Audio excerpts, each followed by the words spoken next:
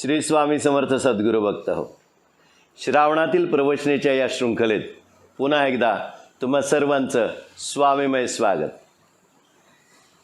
श्री स्वामी समर्थांच्या आशीर्वादानं आणि साक्षात धनकवडी निवासी शंकर महाराजांच्या कृपाप्रसादानं आपण ही श्रावणाची प्रवचनाची शृंखला करत आहोत. माझ्या मागे तुम्ही पाहतात आपल्या भारत देशाचा झेंडा लावलेला आहे, कारण आज आहे 15 ऑगस्ट. आपल्या स्वातंत्र्याला 75 वर्ष पूर्ण झाली आणि योगायोग म्हणा किंवा स्वामी कृपाशीर्वाद म्हणा, याच वर्षी बरोबर आपल्या शंकर महाराजांना समाधी घेऊनही 75 वर्ष पूर्ण झाली आणि त्यांच्याच चरित्रावर आपण हे प्रवचन करत आहोत. त्यांच्या उपदेशांवर आपण बरंचसं काही समजावून घेत आहोत. तीन शक्ती, त्रिशक्ती, ही त्रिशक्ती आपल्या भारत देशाच्या या झेंड्यात सुद्धा आपल्याला दिसते. 3 रंग समाविष्ट केलेले आहेत, म्हणजेच आपले ब्रह्मा, विष्णू आणि महेश. 3 पोलॅरिटीज, फोटॉन, न्यूट्रॉन आणि इलेक्ट्रॉन, हे आम्ही तुम्हाला नेहमीच सांगत आलो आहोत. आणि आपल्या शरीरात जशी चक्र असतात तसं चक्र, मूल एक चक्र जे आहे ते आपल्या भारताच्या या झेंड्यावर आहे. म्हणजे आहे की नाही, आध्यात्मिकतेचा खरा वारसा आपण पूर्ण जगाला देत आहोत आपल्या या तिरंग्याने. 3 रंग आणि चक्र. त्या चक्रात खऱ्या अर्थाने बघायला गेलं तर भौतिक दृष्टिकोनातून जितकी राज्य आहेत तितक्या चक्राच्या दांड्या आहेत. हमें ये ज्ञात है, मेरे पीछे जो आप देख रहे हैं ये तिरंगा है हमारे भारतवर्ष का. सारे जहाँ से अच्छा हिंदुस्तान हमारा. हम क्यों कहते हैं? क्योंकि इसमें भी 3 पोलैरिटीज़ है, त्रिशक्ति इसमें भी समाविष्ट है. 3 रंगों से ये प्रदर्शित किया गया है. और बीच में जो चक्र है, ये चक्र हमें ये बताता है कि हमारे शरीर में जो चक्र है, हमारे भारतवर्ष का एक ही चक्र जो है वो पूरी दुनिया को चला सकता है. इतनी ताकत सारे जहाँ से अच्छा हमारा जो हिंदुस्तान है वो पूरे दुनिया को आध्यात्मिक पारमार्थिक सीख देता आया है. श्री शंकर महाराज की समाधि को भी 75 वर्ष पूर्ण हो गया इसी साल. और हमारे स्वतंत्रता जो अभियान हमारे देश में कई शहीदों ने किया था, तो फिर हमें स्वातंत्र्य यानी 1947 में हमें जो आज़ादी मिली, उस आज़ादी को भी आज इस साल 75 वर्ष पूर्ण हो गए हैं. तो चलिए, हमने श्री शंकर महाराज के इस प्रवचन की श्रृंखला में उनके जीवन के ऊपर जान लिया, उपदेशों के ऊपर जान लिया, और बहुत सारी लीलाएं उन्होंने अपने जीवन में करके दिखाई, क्योंकि वो एक लीला नाटकी थे. उनका लीला विलास हमें क्या बताता है, कितने लोगों को कैसे कैसे अनुभव आए, कैसे कैसे चमत्कार उनके जीवन में हुए. आज उसके बारे में जरा सोचते. तर त्यांचा लीला विलास जो आहे त्याच्यावर आज आपण अभ्यास करूया. एके दिवशी महाराज रावसाहेब मेहेंदळे यांचे वाड्यात गेले, तेव्हा त्यांची प्रथम श्री वासुदेव पंडित यांच्याशी भेट झाली. महाराज अचानक उठले व त्यांनी श्री पंडित यांना टांगा आणावयास सांगितला. श्री पंडित तात्काळ टांगा घेऊन आले. महाराज टांग्यात बसण्यासाठी मेहेंदळे वाड्यातून बाहेर पडले. अप्पा बळवंत चौकात टांगा उभा होता. तत्पूर्वी टांगेवाल्याला श्री शंकर महाराजांनी 2 थोबाडीत ठेवून दिल्या. टांगेवाला काही न बोलता निमूटपणे बसून राहिला. ही कोणीतरी अलौकिक व्यक्ती आहे त्याने मनोमन जाणले. मिठी पोस्टाजवळ खानसाहेबांच्या घड्याळाच्या दुकानात महाराज गेले व त्यांनी टांगेवाल्यास जाण्यास सांगितले. या प्रसंगाने पुढे टांगेवाल्याच्या जीवनात परिवर्तन घडले व तो महाराजांचा परमभक्त बनला. अगदी साधी सोपी सरळ वाटणारी ही जी लीला आहे महाराजांची, ये जो अभी मैंने पढ़ के बताए, एक सीधी सादी दिखने वाली एक लीला है महाराज की। एक दिन क्या हुआ, राउत साहब जो थे मेहंदड़े साहब, उनके वाड़े में महाराज गए हुए थे। उस वक्त उनकी भेंट श्री वासुदेव पंडित जो है उनके साथ हुई। महाराज अचानक उठे और श्री जो पंडित है उनको टांगा लाने के लिए बोला। श्री पंडित जो है तुरंत जाके टांगा लेके आए। महाराज उस टांगे में बैठने के लिए मेहंदड़े वाड़ा जो है उसमें से बाहर आए। अप्पा बलवंत चौक जो है उसमें टांगा खड़ा था। वहाँ पे एक ऐसी घटना घटी कि महाराज गए और टांगे वाला जो चलाने वाला है उसके कान के नीचे 2 थप्पड़ उन्होंने रसीद कर दिए। लेकिन वो जो टांगे वाला था वो कुछ भी ना बोलते हुए चुप रहा, क्योंकि उसने मन ही मन जाना कि ये व्यक्ति कोई अलौकिक व्यक्ति है। मिट्टी पोस्ट जो है वहाँ पे खान साहब की घड़ी की दुकान थी, वहाँ पे महाराज गए। उसके बाद उस टांगे वाले को महाराज ने बोला अभी तू जा सकता है, टांगे वाले को वापस भेज दिया। ये जो घटना घटी इसके बाद उस टांगे वाले के जीवन में इतने सारे परिवर्तन आए और उसके बाद वो महाराज का परम भक्त बन गया। इसमें हमें क्या सीख मिळते, आपण याच्यातून काय घ्यायचं? महाराजांनी त्याच्या थोबाडीत 2दा वाजवून दिली मस्तपैकी। त्यावेळेला एखादा माणूस चिडून समोरच्या व्यक्तीचा विचार न करता, आजच्या तारखेला जर आपण विचार केला तर आपण सुद्धा त्या ठिकाणी असतो तर आपण चिडलो असतो। आपण हा विचार केला नसता की समोरची व्यक्ती कोण आहे, आपल्याला मारलं म्हटलं बरोबर आपणही चिडून प्रत्युत्तर देण्याचा प्रयत्न केला असता। पण टांगेवाल्याने तसं केलं नाही। टांगेवाल्याने मनोमन जाणलं की ही एक कोणीतरी अलौकिक व्यक्ती आहे। या थोबाडीत मारल्याने झालं काय की कुठे ना कुठेतरी त्याचं जे पूर्वसंचित होतं ते महाराजांनी पूर्णपणे नष्ट करून टाकलं आणि त्यानंतर त्या टांगेवाल्याला पुन्हा जायला सांगितलं, उसको वापस भेज दिया। उसके बाद क्या हुआ, उसके बाद उसके जीवन में परिवर्तन होने लगे।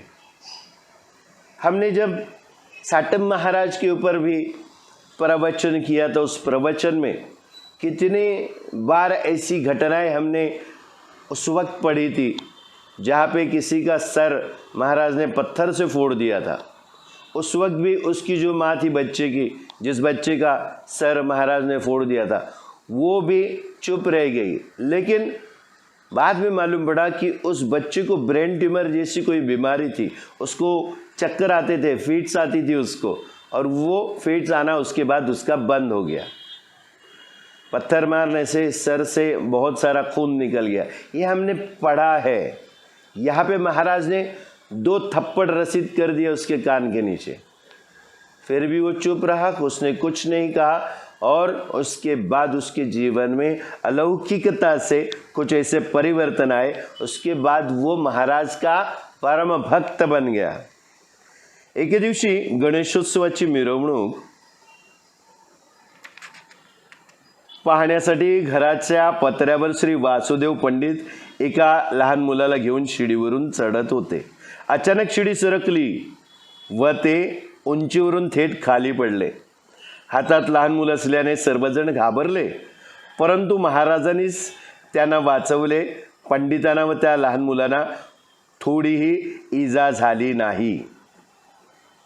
अभी ये घटना श्री पंडित जो है उनके बारे में है। एक दिन गणेशोत्सव की जो मिरवणूक रहती है वो देखने के लिए अपने घर के ऊपर जो पत्रा है उस पत्रे पे श्री वासुदेव पंडित एक छोटे बच्चे को लेके सीढ़ी से ऊपर चढ़ रहे थे।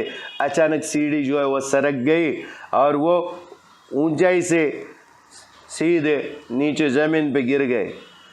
हाथ में उनके छोटा बच्चा था, इसलिए सब लोग डर गए, लेकिन महाराज ने उनको इस तरीके से बचा लिया पंडित, और उस जो बच्चा था उसको थोड़ी भी कुछ खरोच भी नहीं आई, कुछ भी तकलीफ नहीं हुई। ये अगर पारमार्थिक दृष्टिकोन से देखा जाए, अगर जर हे परमार्थाच्या दृष्टिकोनातून जर विचार केला तर आपणही आपल्या आयुष्यात या गोष्टीचा विचार केला पाहिजे। हा एक चमत्कार म्हणतो आपण, किंवा आपण ह्याला काही लोक अंधश्रद्धा म्हणतील। असं काय नाही, काहीतरी झालं असेल आणि तो वाचला असेल, ते दोघंही वाचले असतील, आपण उगाच महाराज कुठे होते तिकडे वाचवायला। पर जिन्हें श्रद्धा है, जिन्हें निष्ठा मालूम है और जिन्हें सच्ची भक्ति मालूम है, उन्हें ये अच्छी तरीके से ज्ञात होगा कि इतनी ऊंचाई से नीचे गिरने के बाद खरोच तो कम से कम आएगी, या एक या दो हड्डियां तो टूटने ही वाली है।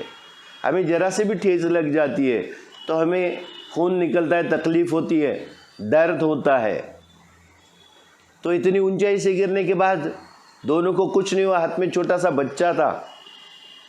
ये कैसे हुआ? यही है हमारे महाराज की सही मायनों में लीला।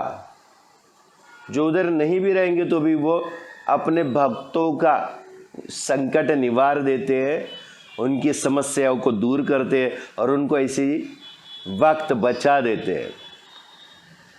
तो ये सारी चीज़ें लीला विलास है सब शंकर महाराज का। डॉक्टर भोई एकदा मोटरसायकलवरून प्रवास करत होते, अचानक एक म्हैस आडवी आली। तिला वाचवण्यासाठी डॉक्टरांनी मोटरसायकल शेतात घातली। त्यावेळी अचानक तेथे त्यांना एक भला मोठा नाग दिसला। फुटकार टाकत नाग सळसळत निघून गेला। जिथे अपघाताची भीती होती तिथे आता नागाची दुसरी भीती उभी राहिली। थोड्या वेळाने डॉक्टर रस्त्यावर आले, त्यावेळी श्री शंकर महाराज त्यांना रस्त्यावर भेटले। डॉक्टरांनी ओळखले, एवढा मोठा नाग म्हणजे ते महाराजच होते। डॉक्टरांनी महाराजांचे पायाला स्पर्श केला व महाराज आले तसे अचानक निघून गेले। पुन्हा वेगवेगळ्या चमत्कारांच्या किंवा त्यांच्या लीलांचा आपण आता अभ्यास करतोय। आपल्याला प्रत्येकाला याच गोष्टी जास्त आवडतात आणि का आवडू नयेत? कारण त्यावरून आपण या यतिस्वरूपांचं खरं स्वरूप ओळखू शकतो। पण चमत्कारानं फक्त चमत्कार म्हणून न बघता त्याच्या मागे आपल्याला काय शिकवतायत हे पण फार महत्त्वाचं असतं। पहली बार जो था उसमें एक टांगे वाला था, उस टांगे वाले के कान के नीचे 2 थप्पड़ उन्होंने रसीद किए। वहाँ पे नम्रता का भाव भी होना ज़रूरी है। और वो एक टांगे वाला, आम टांगे वाला है, उसको कितनी जानकारी रहेगी कि ऐसे कोई यति स्वरूप ये रहेंगे, ये कोई अलौकिक रहेंगे। फिर भी उन्होंने कुछ नहीं कहा और वो उनके परम भक्त बन गए आखिर में। उसके बाद जो थे सीढ़ी से, ये श्री पंडित जो है वो सीढ़ी से अब एक बच्चे को लेके चढ़ रहे थे, वो गिर जाते हैं और उनको ज़रा से भी खरोच नहीं आती। यहाँ पे भी तीसरा वाक़या जो है, जहाँ पे डॉक्टर भोई जो है एक बार मोटरसाइकिल से कहीं जा रहे थे, अचानक एक भैंस बीच में आ गई। उसको बचाने के लिए डॉक्टर साहब ने मोटरसाइकिल जो है बाजू में जो खेत था उसमें डाल दी। उस वक्त अचानक वहाँ पे उन्हें बहुत बड़ा नाग दिखा।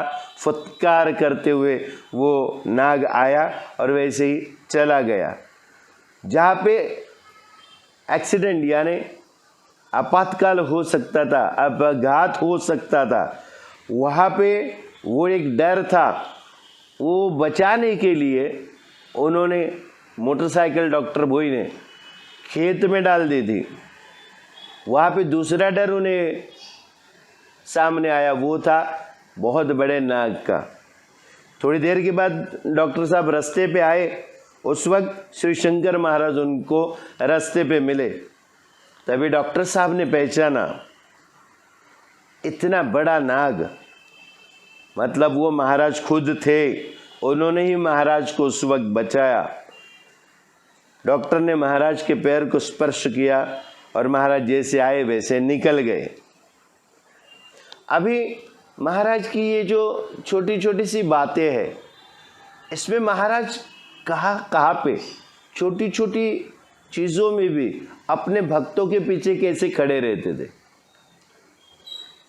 आज हम जो भारतीय है, हमारे भारतवर्ष में ऐसे कई संत हुए हैं, ऐसे कई संत हैं, ऐसे कई महात्मा हैं, ऐसे कितने सिद्ध पुरुष है, कितने साधु आज भी इस भारतवर्ष में है। उनके पीछे जो शक्ति खड़ी है वो हमारे देश की शक्ति, जो अभी हमारे पीछे भी आपको दिख रही है। भारतवर्ष हमारा जो तिरंगा है, मैंने इस प्रवचन की शुरुआत में ही बता दिया ये तिरंगा कैसे है और वो हमें कैसे तीन शक्ति, अलग अलग तीन जो शक्ति वो प्रदान करता है और एकत्रित करके सारे राज्यों को चलाता है। महाराज ऐसी जो शक्ति है, उनके पीछे भी इस देश की जो सही मायनों में सत्ता है, वो सत्ता इनके पीछे हमेशा खड़ी रही और वो हर एक सत्ता के पीछे खड़े रहे। और पूरे जगत में जिनकी सत्ता चलती है, पूरे ब्रह्मांड में जिनकी सत्ता चलती है, वही हमारे महाराज हैं।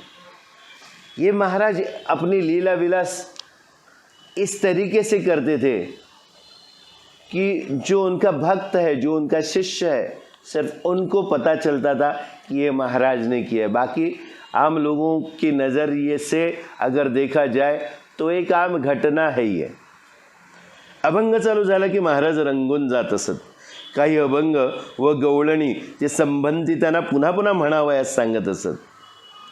अभंग अगर शुरू हो गया तो महाराज उसमें रंग जाते थे। कुछ ऐसे अभंग, और मराठी में गवळण कहते हैं उससे, वो जो गाने वाले हैं, जो संबंधित लोग हैं, उनको वो पुनः पुनः बार बार कहने को कहते थे। त्यांच्या आवडीची एक गवळण, उनके जो बहुत अच्छी लगती थी उनको गवळण। गवळण मतलब क्या है? गवळण मतलब एक ऐसा गायन का प्रकार है जो कृष्ण की लीलाओं के ऊपर है। कृष्ण और गोपी जो है उनकी लीलाओं के ऊपर ऐसे कुछ पंक्तियाँ लिखी जाती है, और वो जैसे अभंग अलग होता है और सारे भक्ति रस की जो अलग अलग एक तरीके हैं गायन के, गीतों के, उसमें गवळण एक खास एक लहजा है उसमें। उनमें सबसे ज़्यादा जो उनको पसंद है वो यहाँ पे हमारे लेखक ने लिख के दिए है, वो हम पढ़ेंगे। परब्रह्म निष्काम तोहा गौड़िया घरी, वाक्या वाडे अंधु कृष्ण नवनीत चोरी, म्हणती गवळणी हरीचे पाऊले धरा, रांगत रांगत येतो हरी हा राजमंदिरा, लपत चपत येतो हरी हा राजभुवनी, नंदांचे देव टाकून आपण वैसे सिंहासनी, सापडला देवारे याचा बांधा दायेसी, शंखचक्र गदा पद्म शारंग पापरे, थोरा पुण्ये बहुत जोडले देवा, अनंत पवाडे तुमचे न कळती माना, विष्णुदास नामा म्हणे अहो केशवासी, जन्मोजन्मी यावी तुमची चरण सेवा। ये जो गवळण मराठी में लिखी हुई है ये महाराज को बहुत पसंद थी, इसलिए ये बार बार जो भी है उनको जो गा रहे उनको गाने को महाराज कहते थे। साक्षात परमेश्वर बाळकृष्णाचं रूप घेऊन गवळ्याच्या घरी आला। साक्षात परमेश्वर बाळकृष्ण का रूप लेके एक जो दूध का व्यापार करने वाले जो होते हम उसको गौवाले कहते, उसके घर में उन्होंने जन्म लिया। सर्व विश्वाचे ऐश्वर्य ज्याच्या जवळ आहे तो नवनीताची चोरी करतो। नवनीत मतलब क्या? दही, दही को नवनीत कहते हैं। तो पूरे विश्व का ऐश्वर्य जिसके पास है वो साक्षात नवनीत की चोरी करता है। हा छोटा सा कृष्ण राम मंदिरात रांगत रांगत येतो। ये जो छोटा सा श्री कृष्ण है वो राम मंदिर में आता है, लपतछपत राजभुवनात येतो आणि नंदांचे देव टाकून आपण शांतपणे सिंहासनावर बसतो। लपत छपत राजभवन आते थे, चिपते चिपते राजभवन में आता है और नंद जो है उनके जो भगवान है देव है उनको बाजू में करता है और खुद जाके भगवान के सिंहासन पे वो विराजित होते हैं। आता हा देवरच सापडला, याला आता याला बांधून ठेवूया। अभी वो मंदिर जो है घर का, मराठीत आपण त्याला देवारा म्हणतो, त्या देवाऱ्यात हा सापडला है। वो मंदिर में मिला है घर के, अभी इसको बांध के रखते हैं। ये गौड़न यानी जो गौवाले की जो स्त्रियां होती है उनका ये जो उनकी वो कह रहे हैं, वो बता रहे हैं, इसको हम गवळण कहते हैं। भगवान श्रीकृष्णाच्या लीला विलासाचे गायन ऐकताना महाराज देहभान विसरून जात होते। अभी भगवान श्री कृष्ण की जो लीला विलास है उसके गायन सुनते सुनते महाराज खुद को भूल जाते थे। अनेक वेळा ही गवळण म्हणावयास सांगत होते। ये जो गवळण है ये बार बार वो कहने को कहते थे। महाराज भगवंताच्या भजनात रंगले की महाराजांच्या शरीरातून बाळकृष्णांची अनंत रूपे प्रकट होत असत। महाराज जब भगवत के भजन में रंग जाते थे तो महाराज के शरीर से बाल कृष्ण की अनंत रूप जो है वो प्रकट होते थे। अनंत छटाएं सारे लोगों को भक्तों को दिखती थी। महाराज जनाबाईचाही अभंग नेहमी म्हणावयास सांगत असत। जनाबाई, हमारे महाराष्ट्र में एक थोर संत जनाबाई, उन्होंने भी कुछ अभंगों की रचना की है। उसमें से एक अभंग जो है महाराज को बहुत अच्छा लगता था। धरला पंढरीचा चोर, गळा बांधून या डोर, हृदय बंदीखाना केला, आता विठ्ठल कोंडीला। शब्दे केली जळाजुळी, विठ्ठल पाय घातली बेडी, सोहम शब्दाचा मारा केला, विठ्ठल काकुळती आला। जरी म्हणे विठ्ठला, जीवेन सोडी मी तुला। ये जो जनाबाई है वो अपने तरीके से पांडुरंग जो है विठ्ठल है उनको ये सब बता रही है। पंढरपूर पांडुरंग कधी हाती लागत नाही, पंढरपूरचा जो पांडुरंग कधी हाती लागत नाही। मंडळी, जनाबाई काय सांगतायत बघा। धैर्यला पंढरीचा चोर, गळा बांधून अडवर। हा पंढरपूरचा पांडुरंग कधी कुणाच्या हाती लागत नहीं। जो पंढरपूर का पांडुरंग है वो किसी के हाथ में नहीं लगता, पण त्याला आज पकडले, आज उन्होंने उसको पकड़ा है।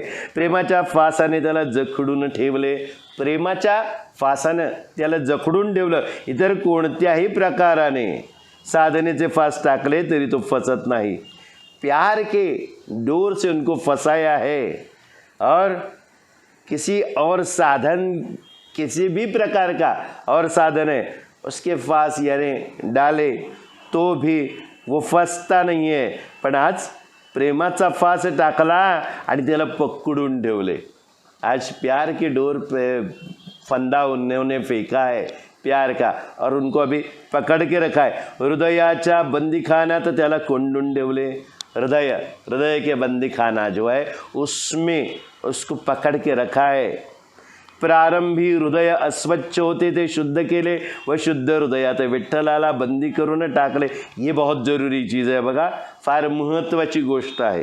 भगवंताला आपल्या हृदयात कोंडायचं आहे, उसको अपने दिल में, अपने हृदय में उसको बंदीवान बनाना है अगर, तो पहले क्या करना पड़ेगा? पहले अपना हृदय जो है उसको तो स्वच्छ करना पड़ेगा। पहले हृदय जो स्वच्छ था उसको शुद्ध किया और शुद्ध हृदय में विठ्ठल को बंदीवान किया है। पांडुरंगाच्या सदैव नामस्मरणाने त्यांचा जीव काकुळतीला आला। पांडुरंग के सदैव नामस्मरण से उनकी जो जान है वो कोलाहल में पड़ गई है। आता मात्र एकदा हृदयात बंद केलेल्या पांडुरंगाला सोडणार नाही। जनाबाई काय सांगतायत, एक बार जो पांडुरंग है उसको हृदय में बंदीवान बनाने के बाद हम अभी उसको छोड़ेंगे नहीं। याही अभंगात महाराज रंगून जात असत। इस अभंग में महाराज रंग जाते थे। भगवंताला जिंकले पाहिजे असा ते उपदेश करीत असत। वो उपदेश क्या करते थे? ये जो भगवान है उसको जीतना चाहिए। उसको अगर जीत लेंगे तो सब कुछ मिळेगा. एकदा त्याचे पायावर आपले हृदय पाय सोडले की तो आपल्या हृदयात विराजमान होतो. एकदा त्याच्या पायावर आपले हृदय वाहिले कि तो आपल्या हृदयात विराजमान होतो. अभी इस सबक में यही बताने की कोशिश की है. महाराज कह रहे कि भगवान को जीतना पड़ेगा. एक बार उसके पैर पे अपना हृदय अर्पण किया फिर वो अपने उस हृदय में विराजमान हो जाते हैं. हम हृदय के बारे में हमेशा आपको बताते आए हैं कि हृदय मतलब क्या? हृदय मंदिर है. हृदय को मंदिर माना, उसमें हमारे परमेश्वर को बिठाया अपने मन मंदिर में. तो पहले वो जगह साफ करनी पड़ेगी. जगह कैसी साफ की जाती है? तो जब हम ध्यान धारणा वगैरह जो करना चाहते हैं या प्राणायाम वगैरह करना चाहते हैं तो हमारा जो आत्मबल संवर्धन जो हम शिबिर लेते हैं, जे आपण शिबिर घेतो आत्मबल संवर्धन, त्यामध्ये आम्ही या गोष्टी सगळ्यांना शिकवण्याचा प्रयत्न करतो की आपण आपल्या जीवनात बऱ्याचशा गोष्टी चालू असतात. त्याचं सगळं आपल्या शरीरामध्ये सगळा टार भरलेला असतो. कोणी आपल्याला वाईट बोललं, आपण कोणाला तरी वाईट बोललो, आपण काही केलं, ह्या सगळ्या गोष्टी आपल्या आतमध्ये आपण साठवून ठेवलेल्या असतात की आपल्यावर कोणी अन्याय केला पण आपण त्याच्या विरोधात काही बोललो नाही, काही केलं नाही, पण आपल्या मनात ती सल कायम राहते आणि त्याची निगेटिव्ह नकारात्मक ऊर्जा आपल्या शरीरात राहते. हमारे शरीर में ये सारी नकारात्मक ऊर्जा है, नेगेटिव एनर्जी भरी रहती है. जब हमें कोई कुछ बोल देता है, हमारा अपमान हो जाता है, हमें बुरा लगता है, लेकिन हम उसके एवज में उसको कुछ बोल नहीं सके तो क्या होता है? हमारे अंदर वो सारी चीज़ें दब कर रह जाती है. हम घुट घुट के जीने लगते हैं. तो यार अपने शरीर में ये सारी चीज़ें कहीं ना कहीं तो स्टोर हो जाती है. तो हृदय में भी ये सारी मन में जो हृदय बोलते हैं, मन बोलो या जो भी है, उसके अंदर हम लोग इसको भर के ठूस के भर के रख देते हैं और अंदर हम रोते रहते हैं. उस बात को याद करके हमें बुरा लगता है, हमें दुख होता है. तो ये सब निकाल देना पड़ता है. इसको रेचन कहते हैं. तो हम इस आत्मबल संवर्धन में हम लोगों को पहले क्या कराते? डायनामिक मेडिटेशन करवाते हैं. कौन सा मेडिटेशन है ये? Dynamic meditation. इसमें क्या होता है? अपने अंदर हमें जो भी आज तक रखा है, किसी को बुरा भला कहना है, क्या है वो शून्य में कहना है. किसी को सामने सिर्फ नज़र के सामने उस व्यक्ति को लाके उसके ऊपर अपना जो विचार है या तो जो बुरी बातें है सब कुछ निकाल देना है. अपनी भडास निकालना, आपल्या आत असलेले सगळं ओकायचं म्हणजे संपूर्ण काढायचं. तेव्हा ती क्लिन्झनिंग होते. वो शुद्धता अंदर शुद्धता का कार्य अंदर शुरू हो जाता है. तो ये जो क्लिन्झनिंग है वो करने के लिए हम डायनामिक मेडिटेशन, अराजक ऐसा संगीत लगाया जाता है. उसमें अपने आँख के ऊपर पट्टी बांध के हम शून्य में इस क्रोध को, इस दुख को, इस दर्द को, आज तक अपने ऊपर जो जो घटनाएं घटी उसको बाहर निकाल देते हैं. वो निकालना ज़रूरी होता है. और निकालने के बाद खाली जब हो जाता है तब उसमें हम क्या भर देते हैं? भगवत भक्ति भर देते हैं. तो भगवान को हृदय मंदिर में बिठाने से पहले उसको शुद्ध करना ज़रूरी है.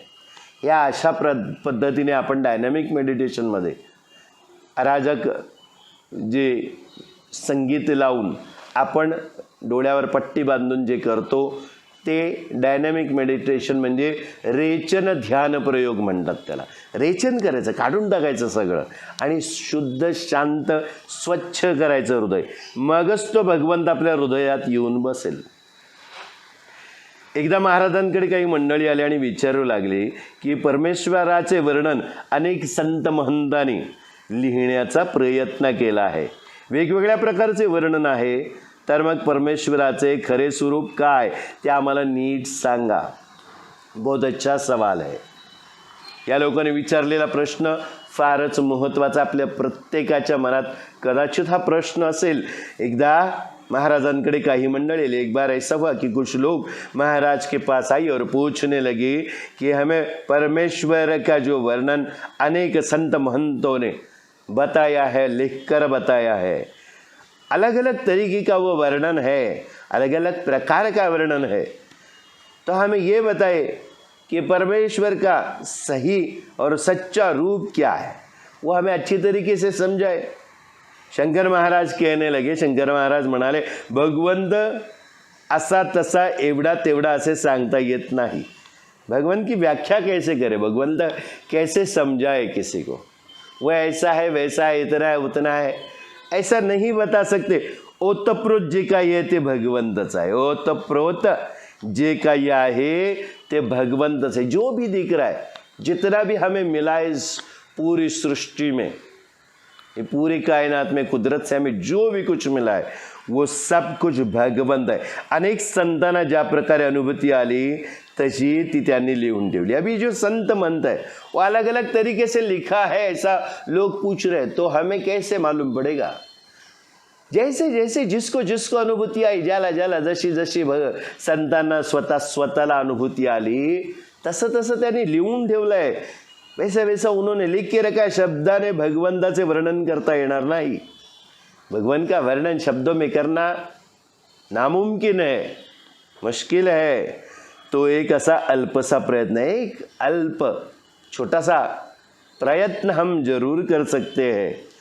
अनेक प्रकारे भगवंताची अनुभूती येते, अनेक प्रकार से भगवत भक्त शक्ति की अनुभूती आती है। त्याची अनुभूती म्हणजे त्याच्याशी एकरूप होऊन जाणे। उसकी अनुभूति मतलब क्या है? उसके साथ एक रूप होना, मिल जाना उसके अंदर, उसमें उसकी जो सत्व है तत्व है उसमें।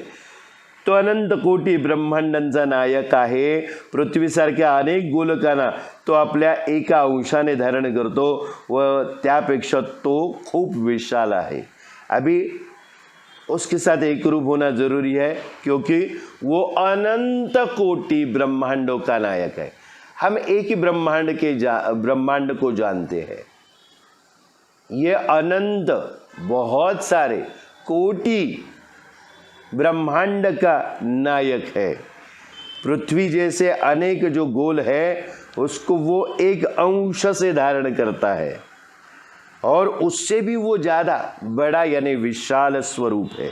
भगवंताच्या थोड्याशा अंशारूपाचे दर्शन देखील पेलवणे अवघड गोष्ट आहे, फार महत्त्वाची गोष्ट आहे। भगवंताचं दर्शन पूर्ण होणं आणि ते आपल्याला पेलवणं कठीण आहे। भगवंताच्या थोड्याशा अंशरूपाचं दर्शन हे देखील पेलवणं अवघड गोष्ट आहे। इसका मतलब भगवत का थोड़ा सा अंश रूप से अगर दर्शन हुआ तो भी उसको सहन कर पाना मुश्किल है। मग संपूर्ण स्वरूपाचे पेलवणे शक्य आहे का? यानी पूरा जो विशाल स्वरूप अगर हम देखने जाए तो वो हम सह सकते हैं।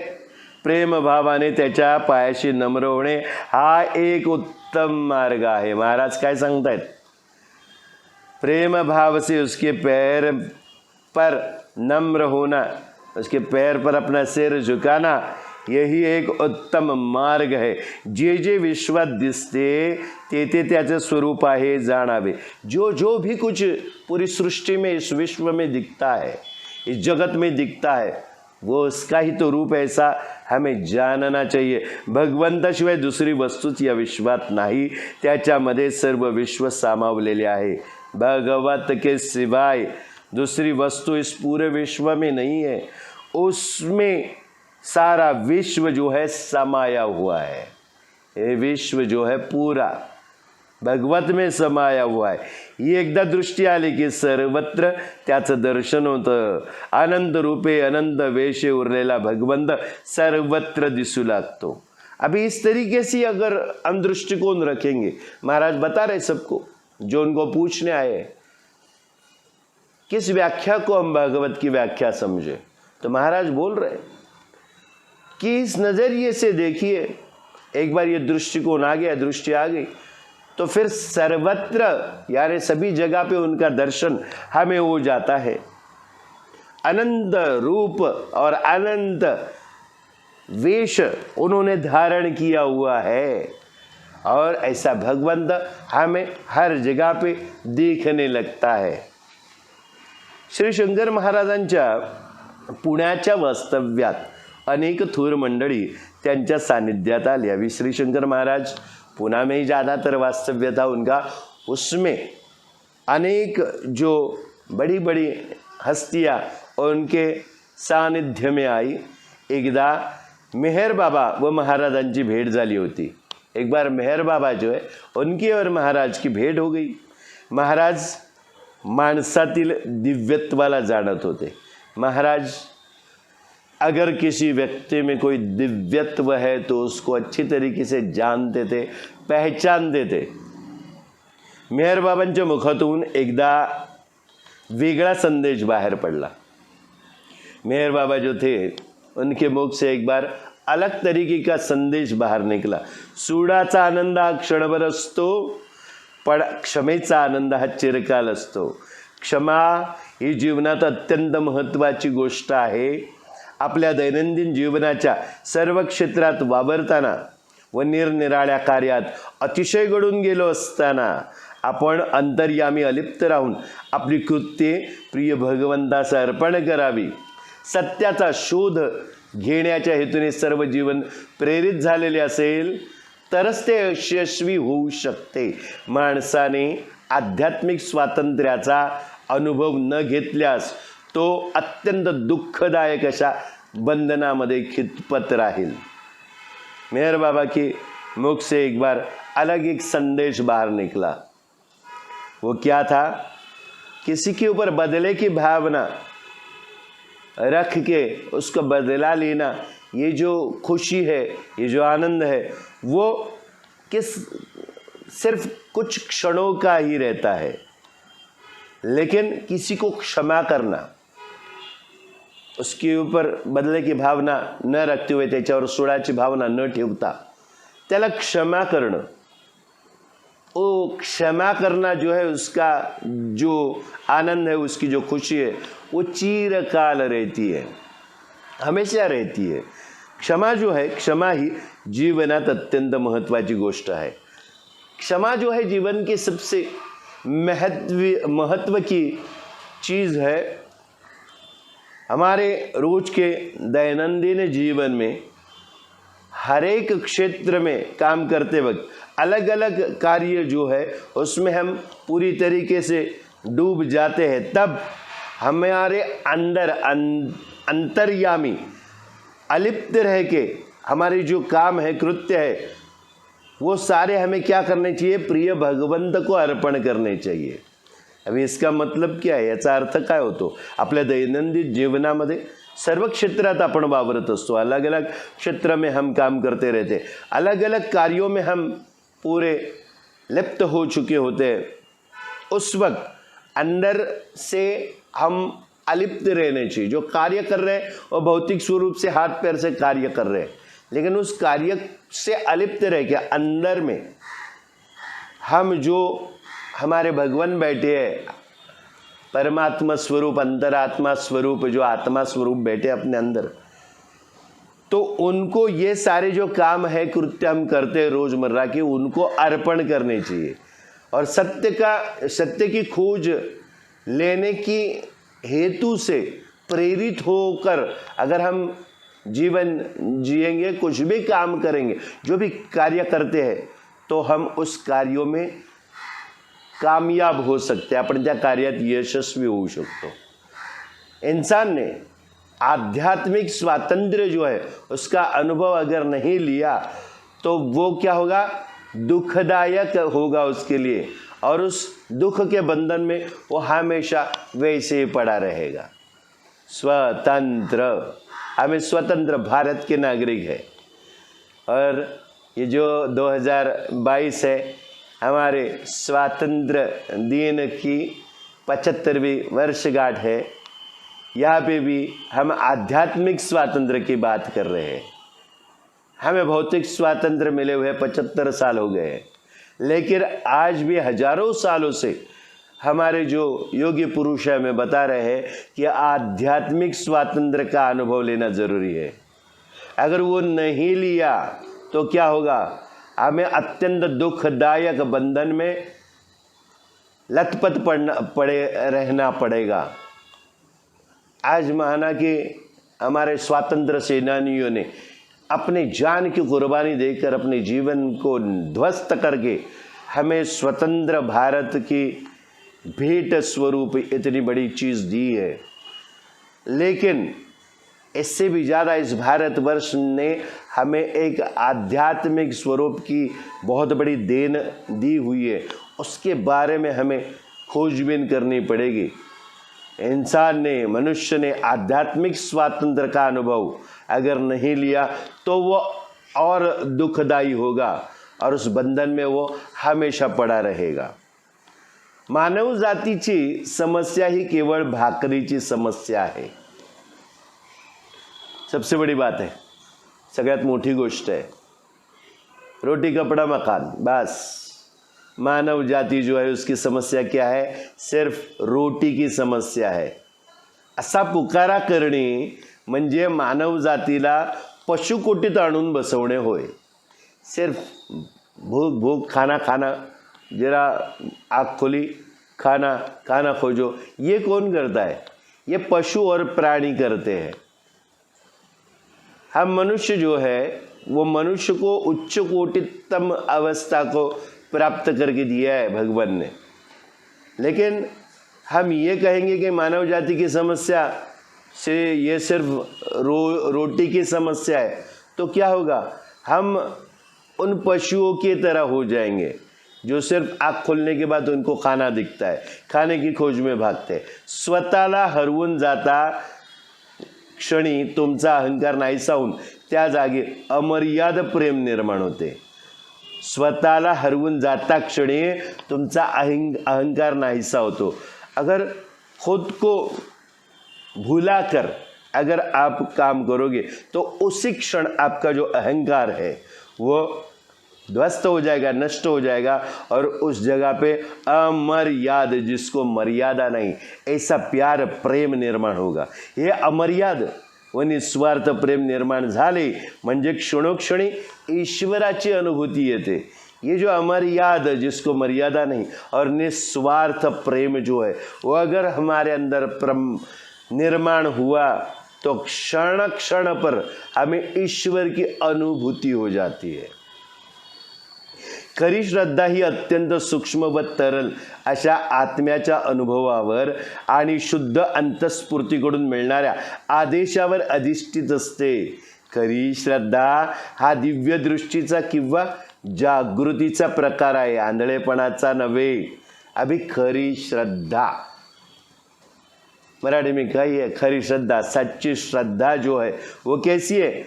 वह अत्यंत सूक्ष्म है और तरल है, और वो इस तरीके से अपने आत्मा के अनुभव पे और शुद्ध अंतस्फूर्ति से मिलने वाले आदेशों पर अधिष्ठित होती है।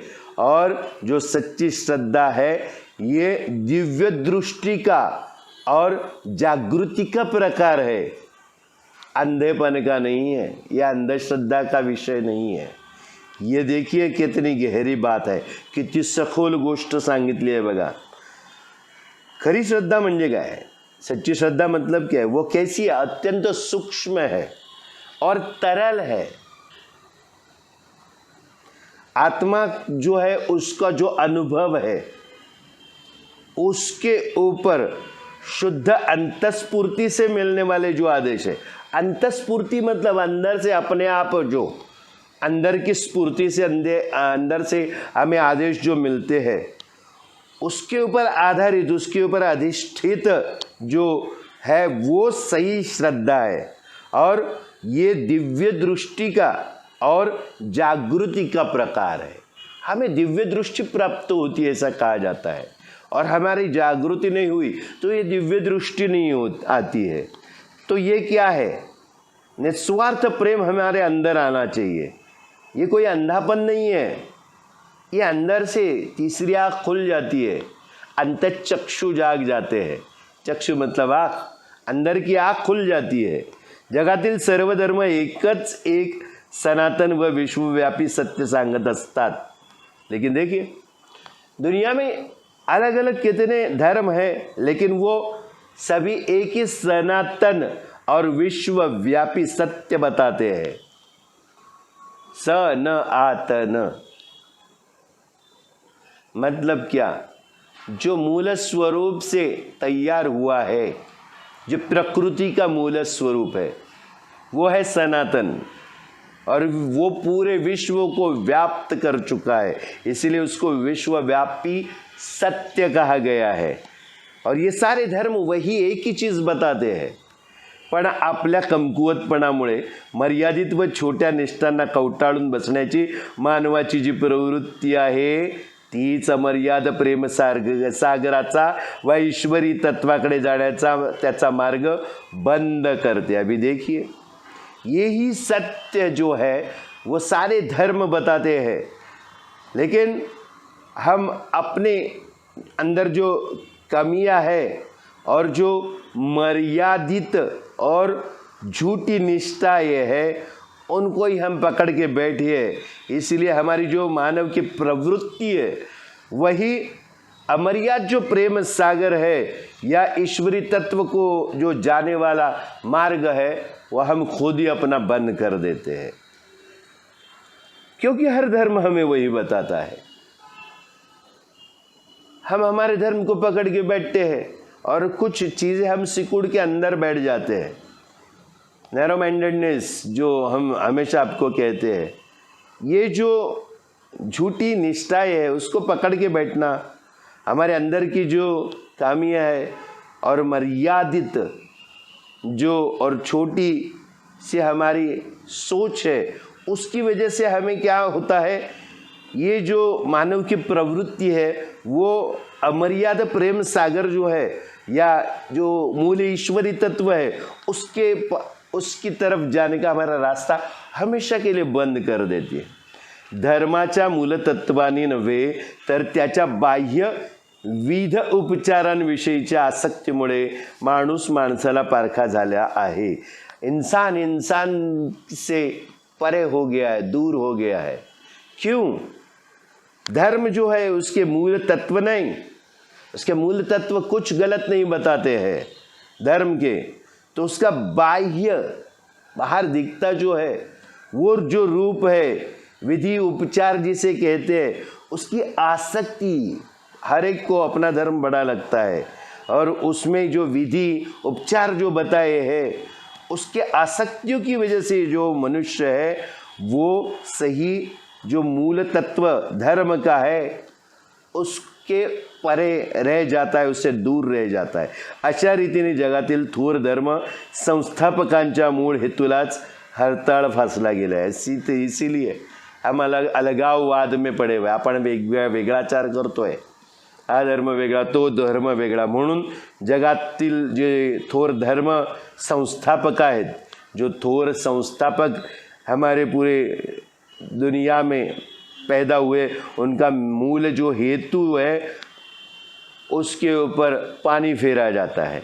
सर्वसामान्य माणसाने ईश्वराबद्दलचे प्रेम व्यक्त करण्याचा व्यवहार्य मार्ग म्हणजे प्रत्येकात परमेश्वर भरला आहे अशी भावना ठेवून त्याने सर्व मानव जातीशी प्रेमाने बोलावे। अभी क्या है, सर्वसामान्य जो मनुष्य है उसने ईश्वर के बाबत, ईश्वर के लिए प्रेम व्यक्त करने का एक व्यवहार्य मार्ग मतलब क्या है, हर एक मनुष्य में, हर एक प्राणी में, हर एक वस्तु में, हर एक जीव में परमेश्वर भरा हुआ है, ये भावना रखकर उसने मानव जाति से प्यार से बर्ताव करना चाहिए, बात करनी चाहिए, तिच्याबद्दल प्रेमाने विचार करावा व तिच्याशी प्रेमाने वागावे।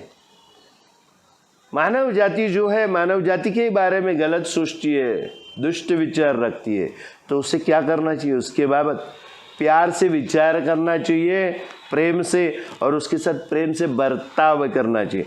इतरांचे केवळ दोष न पाहता आपण स्वतःमधील दोष पाहू लागलो तर ते ईश्वरावरच प्रेम केल्यासारखे आहे।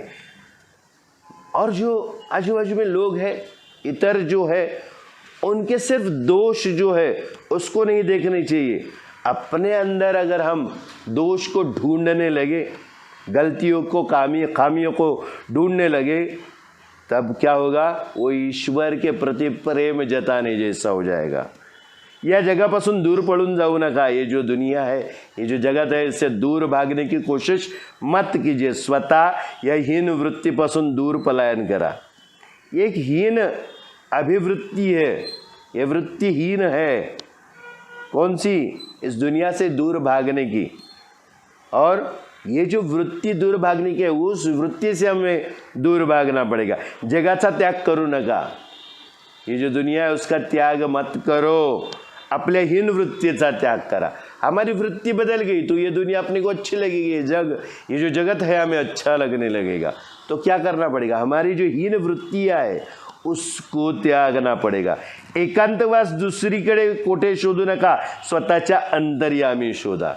एकांतवास, ऐसी जगह पे जाके बैठना जहाँ पे मुझे कोई तकलीफ नहीं देगा, मुझे कोई सताएगा नहीं, मुझे एकांत में रहना है, इसे एकांतवास कहते हैं।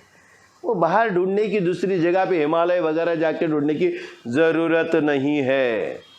शंकर महाराज क्या बता रहे हैं? स्वतःच्या अंतर्यामी शोधा। स्वतःच्या आतमध्ये अंतर्याम, अंदर जाके ढूंढना है। महाराजांकडे अनेक धर्म जातीचे पंथातले लोक येत होते। महाराज के पास अनेक जाति और पंथ के, धर्म के लोग आते थे। आलेल्या सर्व मंडळींना महाराज मोठ्या प्रेमाने मार्गदर्शन करत असत। महाराज के पास जो जो आता था उसको महाराज बहुत प्रेम पूर्वक मार्गदर्शन करते थे। खान साहब जाति ने मुसलमान, अबे खान साहब के बारे में बात हो रही है। वो जाति से मुसलमान जीवनातील सुखदुःख भोगत वाटचाल करत होते। जीवन में जो भी सुख दुख आ रहा है उसको भुगतते हुए अपने जीवन का सफ़र वो तय कर रहे थे। मनाला आतून पूर्णता शांति लाभलेली नव्हती, अंदर से अशांत थे, पूरी तरीके से शांति प्राप्त नहीं हुई थी। आपल्याला योग्य मार्गदर्शन मिळाले पाहिजे अशी ओढ मात्र त्यांना लागलेली होती। जीवन में अशांति थी, पूरी तरीके से शांति का अनुभव वो नहीं कर पा रहे थे। हमें कोई योग्य गुरु का मार्गदर्शन मिलना चाहिए, ऐसा खिंचाव उनका तैयार हो गया था। उसके पीछे वही सोच थी खान साहब की कि हमारे जीवन में शांति नहीं है तो कोई मार्गदर्शन करे। मुंबई से नूरी पुण्याला आल्यावर खान साहेबांकडे उतरत असत। मुंबई से नूरी करके जो थे वो पूना जब आते थे तो इन खान साहब के पास उतरते थे। दोघांच्या गप्पा गोष्टी जीवन भराच्या होत होत्या। दोनों की आपस में जो वार्तालाप होती थी वो जीवन भर की सारी जो चीज़ें उसके ऊपर बातें होती थी। नूरींनी खान साहेबांची अवस्था जाणली, आतली तळमळ जाणली आणि एके दिवशी ते खान साहेबांना रावसाहेब मेंदळे यांच्या वाड्यात घेऊन गेले। अभी नूरी जो थे उन्होंने खान साहब की अवस्था अंदर से जान ली। उनके अंदर जो तड़प थी वो उन्होंने पहचान लिया और एक दिन वो खान साहब को लेके राव साहेब मेंदळे का जो वाड़ा था उसमें वो गए। महाराजांच्या कृपेने मेंदळेवाड़ा भक्तिभावात रंगला होता। महाराज की कृपा से हमें तो पहले से ही ज्ञात है, ये जो मेंदळे का वाड़ा था वो भक्तिभाव में रंग गया था। प्रवचन कीर्तन भजनाचा जयघोष नित्य नेमाने चालू होता। प्रवचन कीर्तन भजन का नित्य नेम जयघोष उधर चल रहा था। अनेक मंडळी येऊन प्रेम सुखाचा अनुभव लुटत होती। बहुत सारे लोग आते थे और प्रेम सुख की प्राप्ति कर लेते थे, उसका अनुभव लूटते थे। महाराज सर्वांना कार्यरत करून स्वतः मात्र अलिप्त राहून सर्व पाहत होते। महाराज क्या करते थे? सबको इसमें लगा देते थे, भजन प्रवचन कीर्तन में, और आत्मानंद में डोलने पे मजबूर कर देते थे और खुद इससे दूर परे अलिप्त रहते थे। भक्ति रसाचा जयघोष उसळत होता, भक्ति रस का जयघोष उमड़ रहा था। नूरी व खान साहेबांनी मेंदळेवाड्यात प्रवेश केला। नूरी और खान साहब जो थे उन्होंने मेंदळेवाड़ा में प्रवेश किया। महाराजांच्या अवतीभोवती बरीच मंडळी होती व महाराजांना आपल्या शंका विचारत होती। महाराज के इर्द गिर्द बहुत सारे लोग बैठे हुए थे। और महाराज को वो अपने जो शंकाएं है, जो सवाल आहे वो पूछ रही थी. थोड्या वेळाने महाराजांनी खानसाहेबांना आपल्या जवळ बोलावून घेतले. थोड़ी देर के बाद खान साहब जो थे उनको महाराज ने अपने पास बुला लिया. अरे तुझ्या जीवाची सुख शांती तळमळ चालू आहे, तुझ्या जीवाची सुख शांतीसाठी तळमळ चालू आहे. तू नित्य नियमाने नमाज पढ़ावयास सुरुवात कर, मग मला येऊन भेट. महाराज ने खान साहब को बुलाया और तुरंत बता दिया कि तेरा जो जीवन है उसमें सुख शांति की तड़प अभी चालू है तेरे अंदर. तू नित्य नियम से रोज नमाज पढ़ने को अगर शुरुआत करेगा और उसके बाद तुझे जो चाहिए वो मिलेगा, लेकिन तुझे मुझे आकर मिलना पड़ेगा, मला येऊन भेट. खानसाहेबांनी महाराजांची आज्ञा शिरसावंद्य मानून नित्य नियमाने नमाज पढ़ावयास सुरुवात केली. आणि नंतर ते महाराजांनी येऊन भेटले. खान साहब ने क्या किया, महाराज की आज्ञा शिरोधात्त मानते हुए नित्य नियम से नमाज पढ़ना शुरू किया. और उसके बाद एक दिन वो महाराज को आके मिले. त्यावेळी महाराजांनी खानसाहेबांना जवळ बोलवून घेतले व साफ व पाक हृदयात शांती कशी प्रकट होते हे समजावून सांगितले. उस वक्त क्या क्या महाराज ने खान साहब को अपने नज़दीक बुलाया और साफ और पाक हृदय में शांति कैसे प्रकट होती है वो समझाया. साफ यानी साफ, पाक यानी पवित्र हृदय अगर हो तो उसके अंदर शांति कैसे प्रकट होती है वो महाराज ने खान साहब को बताया. खान साहेबांना मार्गच सापडला आणि पुढील आयुष्यात त्यांच्या मनाची तळमळ थांबून त्यांना खूब समाधान लाभले. महाराज को जो कुछ महाराज ने जिस तरीके से समझाया, हृदय में प्रेम कैसा होना चाहिए, साफ और पवित्र हृदय जो है वही शांति प्रकट कर सकता है, ये सब बताने के बाद खान साहब को मार्ग मिल गया, रास्ता मिल गया और आगे जो उनका जीवन है उसमें जो तड़प थी वो रुक गई उनके और उनको समाधान की प्राप्ति हुई. महाराज सोलापूरला आले की शुभराय मठात ते वास्तव्य करीत असत. जब महाराज सोलापुर आते थे, वो शुभराय मठ है वहाँ पे, वहाँ महाराज रुकते थे. अनेक भाविक तिथे जमत व प्रवचन कीर्तन भजन इत्यादि कार्यक्रम करत असत. बहुत सारे भाविक जो भक्तगण है वो वहाँ पे जमा होते थे और प्रवचन कीर्तन भजन इत्यादि सब कुछ करते थे.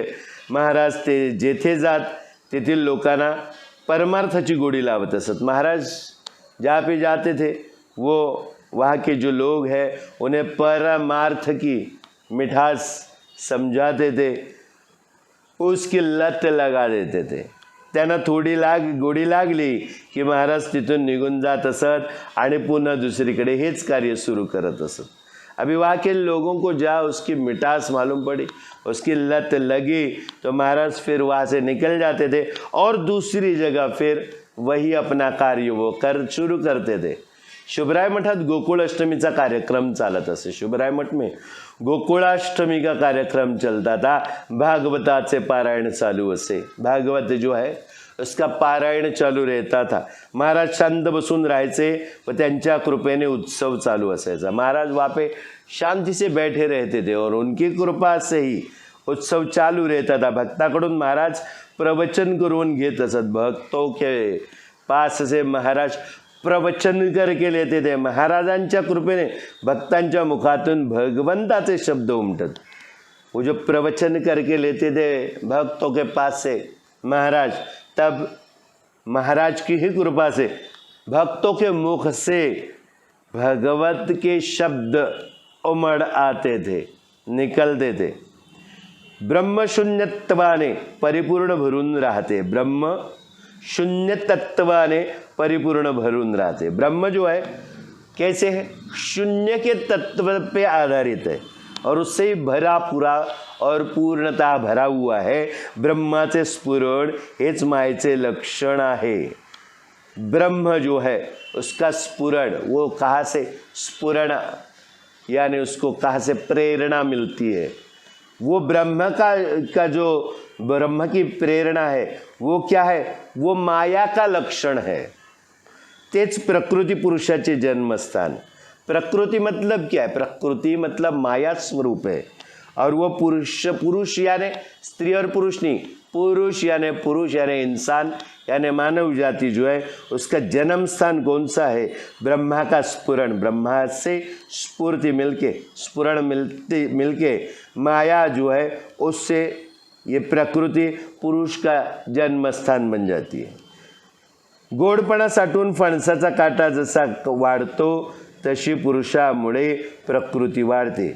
अभी मिठास कटहल में म्हणजे फणसामध्ये साठवली जेव्हा जाते, जब उसमें समा जाता है तब उसके ऊपर जो काटा रहता है, कटहल या फणसाच्या वर काटा असतो, तो जसा जसा वाढतो तशी पुरुषामुळे प्रकृती वाढते।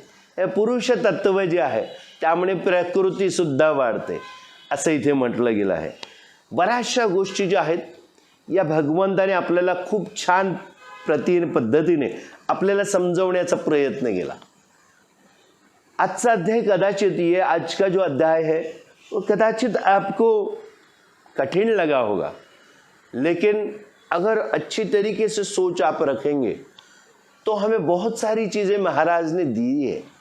महाराज क्या समझाना चाहते थे, महाराज सबसे खुद अलिप्त रहते थे, लेकिन हमें अपने अंदर जो भगवत शक्ती है वो उजागर करके ती जागृत करून आपल्यालाच भगवंताचं रूप कसं प्राप्त करून घेता येईल हेच महाराज आपल्याला सांगत होते। खऱ्या अर्थाने तुम्हाला जर सांगायला गेलं तर आपण देशाच्या स्वातंत्र्याचा आज 75वा वाढदिवस करतो आहोत, पण खऱ्या अर्थाने आपण जे शरीर आपल्याला प्राप्त झालेलं आहे, जो शरीर हमें प्राप्त हुआ है, उस शरीर के अंदर क्या चल रहा है, कैसे चलता है, अंतर्मुख हम कभी होते नहीं हैं। हम पारतंत्र में आज भी जी रहे। कैसे? हम दूसरे जो बताते हैं उसके ऊपर चलते हैं, हम दूसरों को देख के उसके ऊपर हम अनुकरण करके हमारा जीवन चलाते हैं। ये सही मायनों में पारतंत्र है। परम अर्थ की यानी जो इतनी सारी सीख हमें इस भारतवर्ष ने दी हुई है, जो हम अपने अंदर अगर समा लेंगे, अंतर्मुख होकर हम अंदर की खोज करेंगे तो सही मायने में हम स्वतंत्र जीवन जिएंगे। हमारे गुरु जिनके पास कई साल हमने रेकी का जो प्रशिक्षण लिया, उनकी जो संस्था है उस संस्था का नाम भी यही था, नवीनतम यानी नियो इंडिपेंडेंस यानी स्वतंत्र, नियो इंडिपेंडेंस रेकी अलायंस NIRA नीरा। उनसे हमें ये सीख वहाँ से ही मिली कि हमें अपने अंदर जो चीज़ें है उसको उजागर करके हमारे अपने जीवन को स्वतंत्र बनाना चाहिए। हमारा देश स्वतंत्र है, रहेगा, लेकिन इस देश को और पुष्ट बनाने के लिए हमें अपने अंदर की जो बातें हैं उनको समझकर अपने जीवन में स्वतंत्र होना पडेगा। आपल्या जीवनात स्वतःला स्वतंत्र बनवावं लागेल।